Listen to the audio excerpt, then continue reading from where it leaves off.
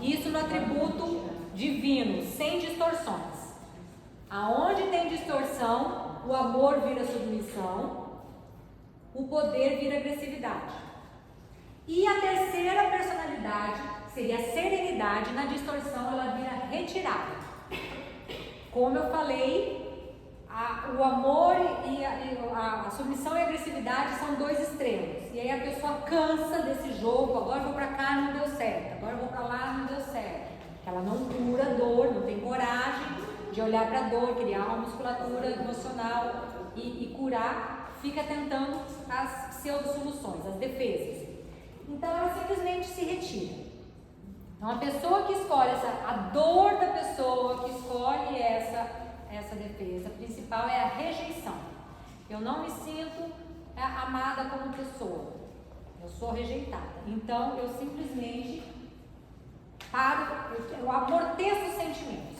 O principal problema da pessoa que tem a defesa da serenidade, ela amortece os seus sentimentos, porque ela não quer sentir a dor mais do que os outros. É mais difícil uma pessoa que escolhe a defesa da serenidade sentir a dor do que uma pessoa do poder e uma pessoa do amor.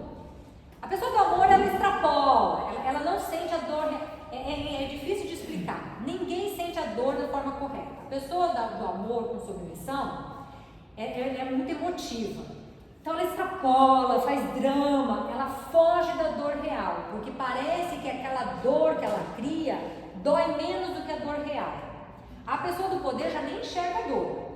Ela passa com raiva, passa pelo trator. A pessoa da serenidade é pior ainda.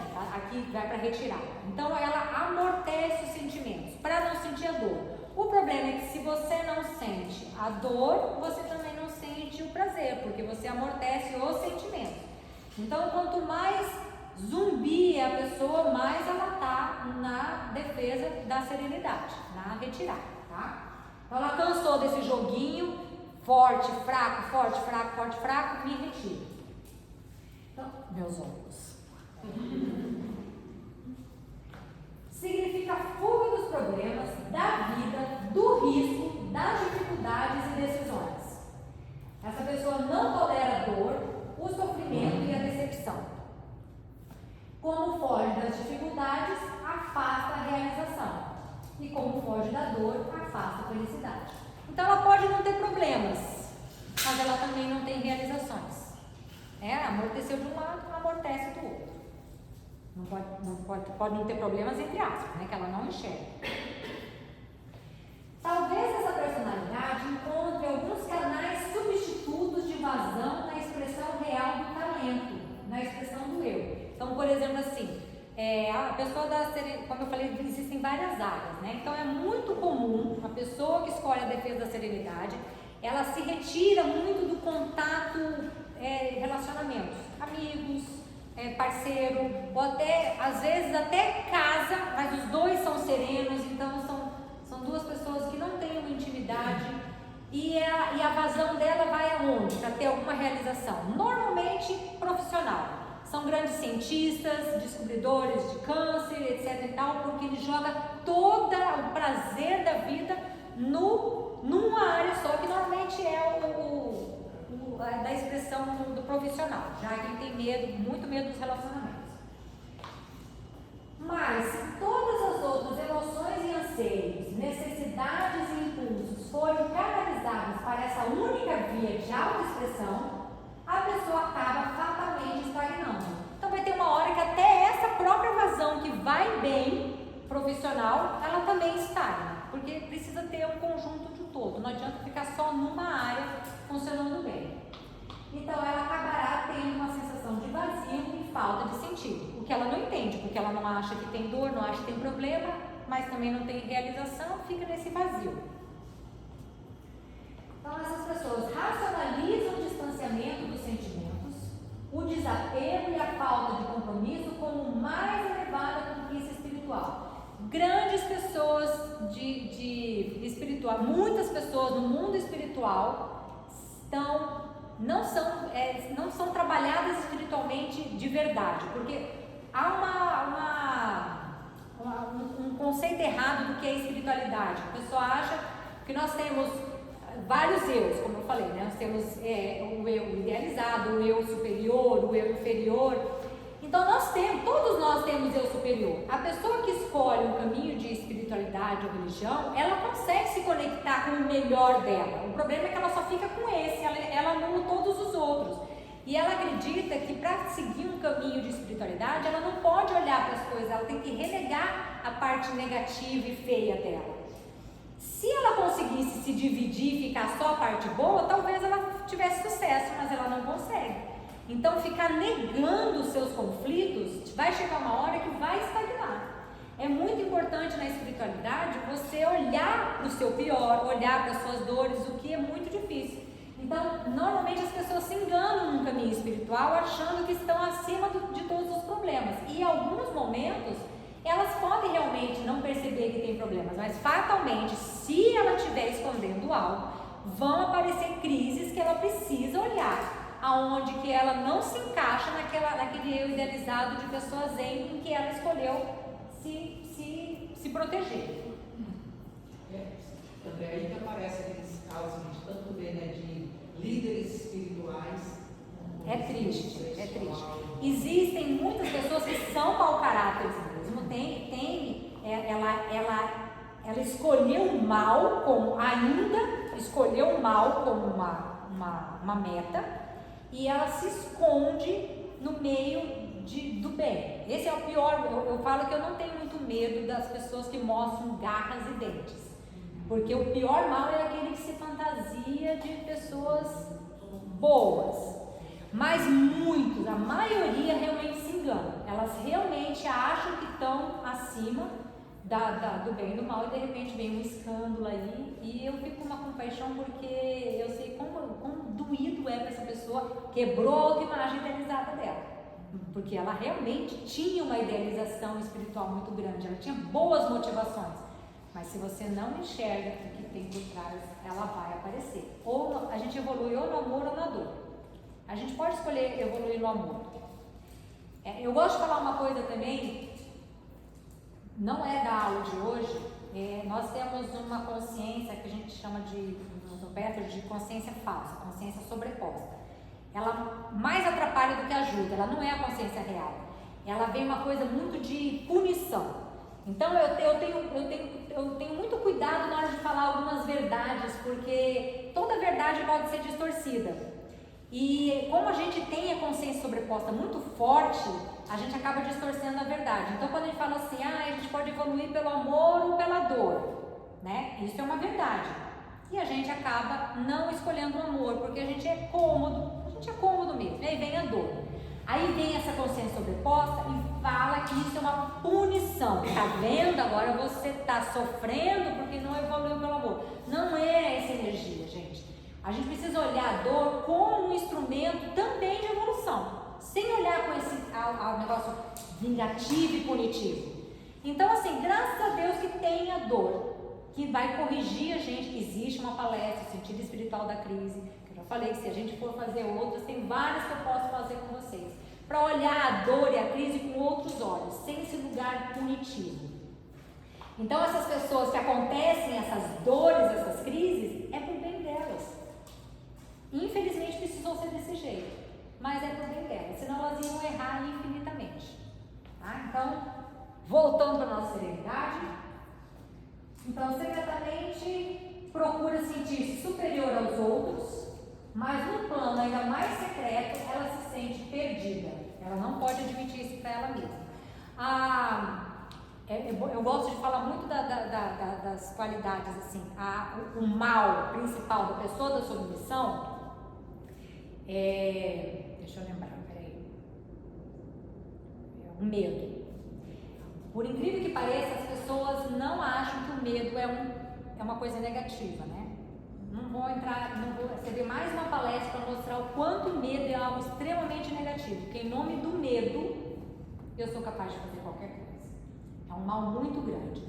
Então, a pessoa que é do amor, que está na submissão, o pior mal que ela pode fazer é estar no medo, porque é ali que ela está. A pessoa do poder é a obstinação. É do meu jeito. Se não for do meu jeito, eu saio atropelando tudo e todos. porque eu estou no controle, porque eu não posso sentir a dor. Então as coisas não podem sair do meu controle, tem que ser do meu jeito. E aí eu saio obstinado fazendo tudo. Esse é o mal, o principal mal da pessoa do poder. E o principal mal da pessoa da serenidade é o orgulho. Eu sou melhor do que todos. Diferente do orgulho, do poder, de que eu sou autossuficiente e sou melhor. Os dois parecem muito em relação à sabedoria, à inteligência e orgulho. O do poder, ele é mais por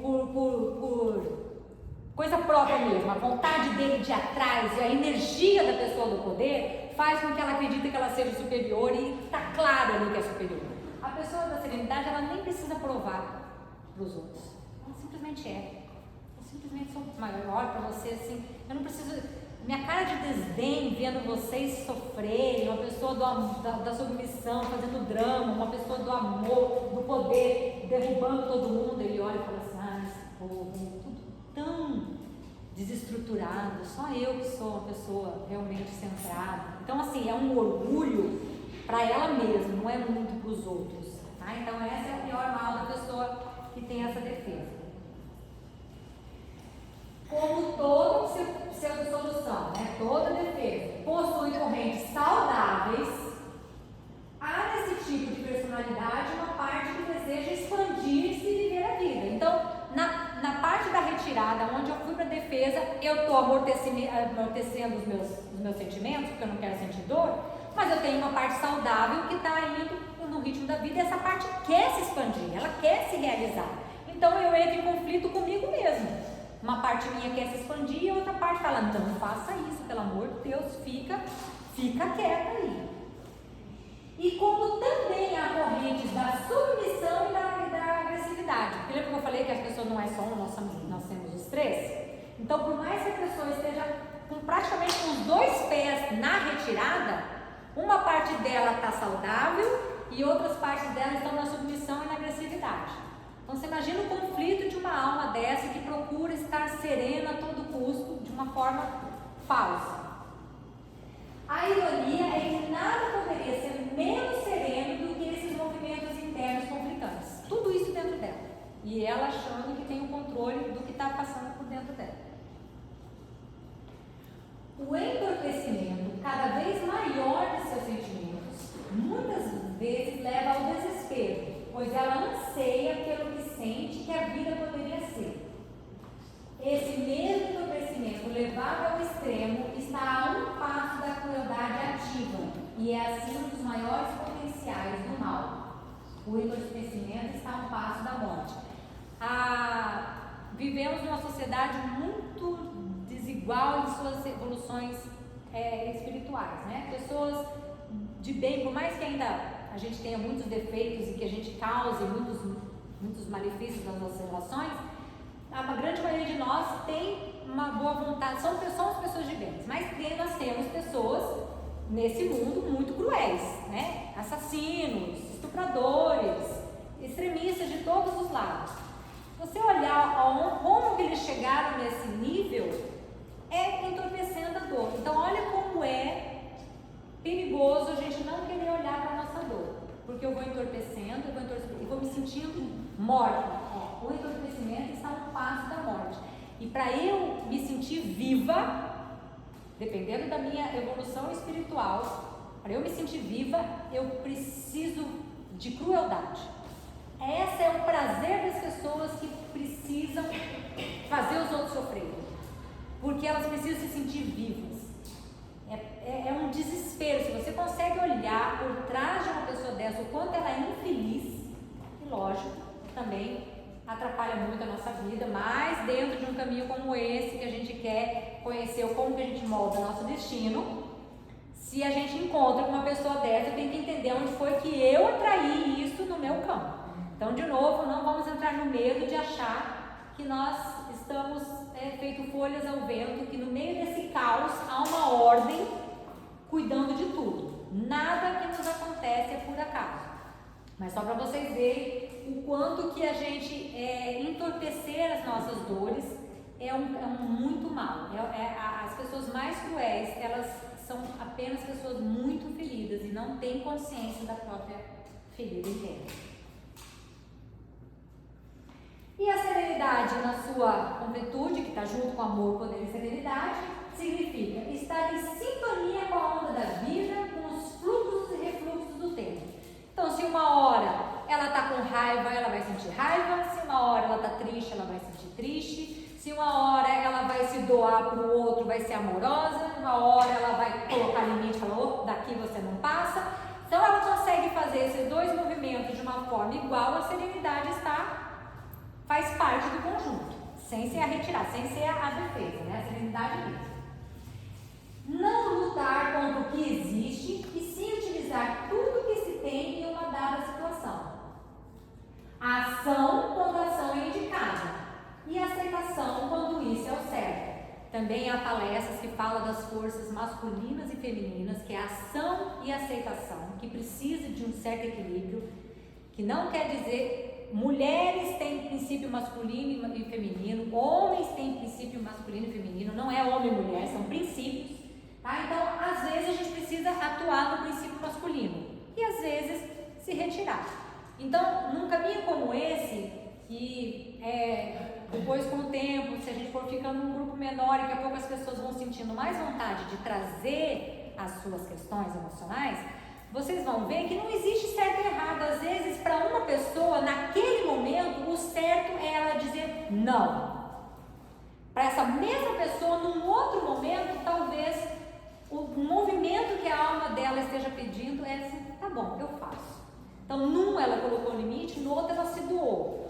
E tá tudo certo, porque não existe, não é nada rígido. A verdade, ela é muito flexível. A minha verdade é diferente da sua. A minha verdade hoje é diferente da minha verdade amanhã, porque a gente não vive ainda numa verdade absoluta, somos todos imperfeitos, então a gente precisa sentir o ritmo da vida. Quem estuda também o Kai Barman fala isso da Lucilena Galvão, né? O máximo ela. Fala muito da lei do gênero, que fala do princípio masculino e feminino, e a lei do ritmo. Então, o que é certo, né? Então eu sou uma pessoa da submissão, então eu tenho que aprender a dizer não. Sim, mas em alguns momentos pode ser que o ritmo seu esteja pedindo para dessa vez dizer sim. Como é que alguém fora vai te falar isso? É você com você mesmo. Então, alguém fora pode te ajudar a chegar a conclusões internas, mas a decisão sempre vai ser sua. Uma outra palestra que eu posso dar também sobre autoridade. Existe uma autoridade externa e autoridade interna. Então, um caminho como esse faz com que a gente vá fortalecendo a autoridade interna. Porque eu escuto o conselho de todos, mas a decisão é minha. E eu pago o preço das minhas escolhas. Porque a gente tem algo também da consciência sobreposta de que a gente não pode errar. Porque se a gente errar, a gente vai sofrer as consequências. A gente vai errar. A gente não pode ter medo de errar. Achar que não vai errar é ilusão, e a ilusão traz decepção. Então, assim, eu posso fazer escolhas, e toda escolha indica consequências. Eu preciso estar consciente das consequências. Se fizer essa escolha, você sabe que pode acontecer isso, você dá conta de viver isso? Dou. A hora que acontecer e for difícil, você fala, tudo bem, eu escolhi isso. Então, você estar com a autoridade interna é você saber fazer uma escolha, sabendo do preço que você vai pagar, e toda escolha tem um preço a pagar, e você está consciente de que você fez o seu melhor. Era isso que eu pude naquele momento. Por mais doloroso que seja essa consequência, eu sabia que eu tinha essa possibilidade. Então, eu estou mostrando várias palestras que podem ser dadas num trabalho de autoconhecimento. Então, voltando nas distorções, né? Então, em uma única personalidade, a exigência para quê? Olha o conflito que a gente vive, gente. Que ela seja sempre altruísta, fim de obter amor, que seja sempre egoísta para conseguir o poder, e que seja completamente indiferente e alheia a todas as emoções humanas para não ser perturbado e atingir a serenidade. Como que a gente consegue sustentar com conflitos internos? O que está fora está dentro. A gente vive num mundo de guerras, porque dentro de nós há conflitos e guerras. Partes nossas. Uma parte minha quer sair, outra parte minha quer ficar. Uma parte minha quer comer um doce, outra parte minha quer fazer dieta. Uma parte minha quer estudar, outra quer dormir. E se eu ficar brigando, quem sou eu? Eu sou todas essas. Assumir que eu tenho todas essas e mais algumas que eu nem imagino que tenha, é um passo de você encontrar uma tranquilidade dentro de você. Se você tentar se definir, a decepção vai ser outro passo também, porque a vida vai te mostrar que você não é só aquilo que você se definiu. Cada vez que você coloca um rótulo, a vida vem e te tira. Não, você não é só isso. Aí você se sente sem chão, porque a gente precisa se sentir seguro no mundo e cria alguns conceitos. Então a vida funciona assim. De repente a vida mostra que não é bem assim e você já se sente sem chão. Então quando você parar de colocar rótulos e conceitos e deixar a vida fluir, você já não se define, você não tem medo de descobrir o que você é e que partes malignas e boas que você tem. Porque essas palestras também mostram muitas das coisas negativas, mas tem uma das palestras que fala que um dos nossos maiores medos é a gente descobrir as nossas maiores qualidades. Então a gente não tem só medo de descobrir nossos maiores defeitos, mas a gente também tem muito medo de descobrir as nossas maiores qualidades. Então olha como a gente não se conhece.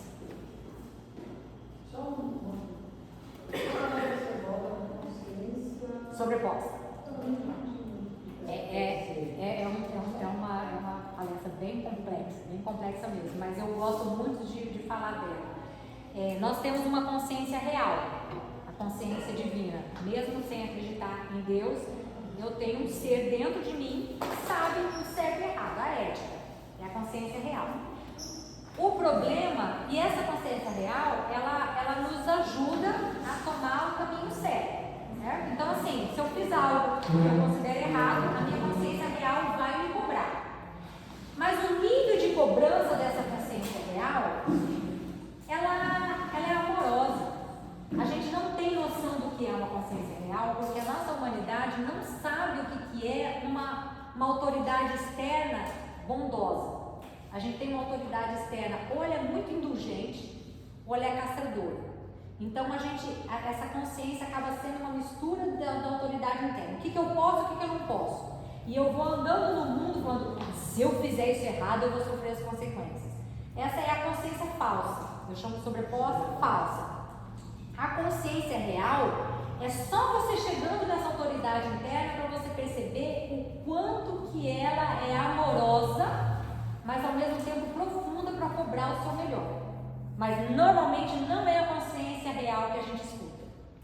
Por isso que a gente precisa entender o que é a consciência sobreposta para tirar ela de cena, para escutar realmente o que é a nossa consciência real. Os dois querem a mesma coisa, mas a motivação é diferente. A consciência real, ela quer o seu bem e a sua felicidade. A consciência sobreposta, ela quer o seu bem para você não sofrer, ela quer o seu bem para você não perder, ela quer o seu bem para você se destacar, ela quer o seu bem porque ela não quer.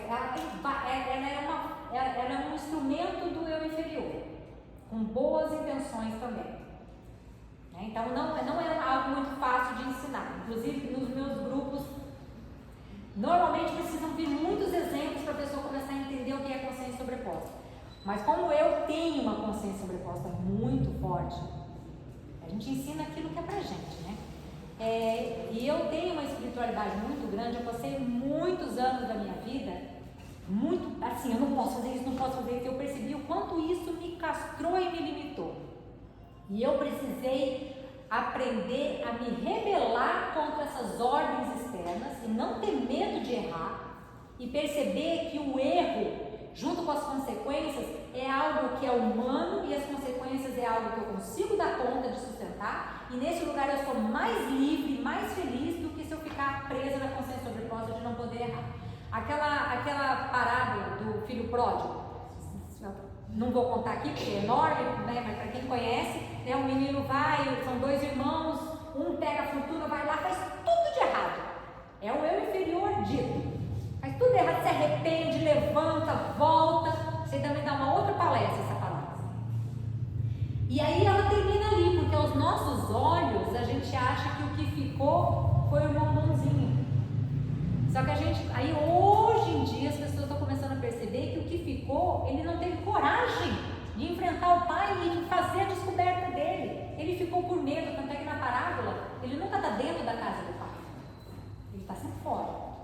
E quando o irmão vem e o pai perdoa, ele fala, mas como que você vai perdoar? Olha o que ele te fez. Não é amor isso que ele tem no coração. Então essa pessoa estava na consciência sobreposta, ela estava numa autoimagem da amizade, ela não teve coragem de mostrar ao mundo e a ela mesma sua verdadeira essência, que ainda tem negatividade. Nós temos negatividade. Então por isso que eu posso falar muito da consciência sobreposta. Tudo que eu vou falar certinho, eu tenho medo de ser castrador, que não é. Então a crise é boa, é melhor evoluir pelo amor do que pela dor? Com certeza. Evoluir pela dor é um desastre? Não é. Não é. Graças a Deus que a gente tem a dor, porque pelo menos a gente evolui. Então são essas coisas, porque senão a gente fica assim, né? Por exemplo, no meio espírita, agora eu estou sofrendo isso porque eu te dei pedra na cruz. Aí você fica tudo, aí você quer matar o eu idealizado de uma pessoa, é falar que uma pessoa boazinha está sofrendo porque na vida passada ela fez isso e isso. Ai, mas que coisa, mas aí fica é a consciência sobreposta. Gente, a gente fez um monte de coisa errada mesmo. Não tem ninguém. Quer dizer, desculpa, gente, não era para falar de outras coisas. Vamos voltando aqui para nossa. Então, aqui nos nossos atributos divinos. Acabei já? Acabei! Aí, gente! Então agora você pode continuar. Essa é a última palestra. Então, porque aqui eu tinha falado das distorções, né? Que ela tem que ter tudo isso. E na pessoa saudável, o amor se transforma no poder com o qual ele conquista a si mesmo. O poder se transforma na ferramenta com a qual ele ama os outros e a si mesmo e a vida. E assim a serenidade é obtida. Então é isso, gente.